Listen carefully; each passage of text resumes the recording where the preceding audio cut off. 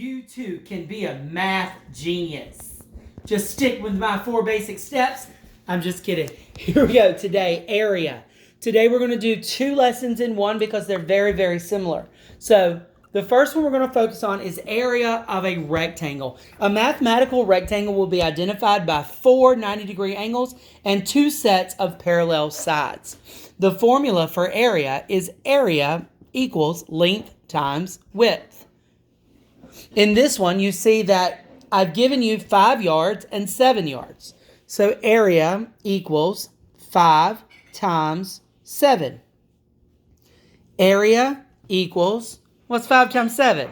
That's right, 35 yards is your measurement. And since it's area, I'm going to square those yards. Because it's actually 5 yards times 7 yards equals 35 yards squared. So don't forget to add that measurement when you do it. 35 yards squared. So area of a rectangle is super easy because you already know your times tables. Area of a square is even easier than that.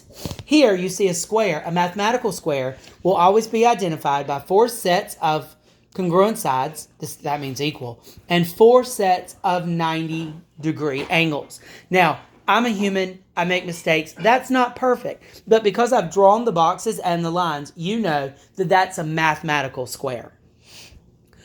The formula for a square is area equals side times side. Now, I also know that one side is its length and one side is its width. So I can also use area equals length times width. Does that sound familiar? That's right.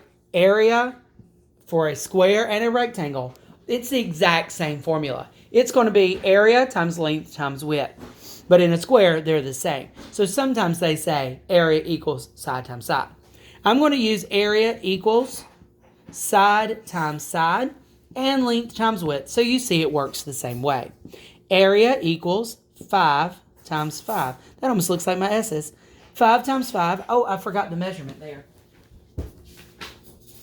The measurement is whatever's, they're calling them units.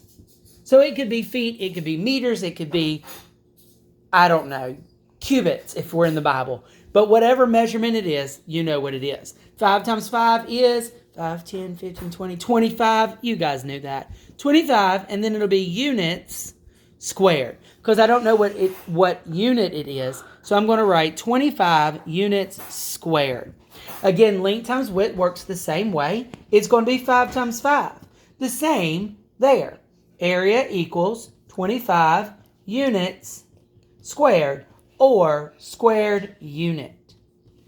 The main thing to remember when you're doing area is you're going to multiply length times width for a square or rectangle.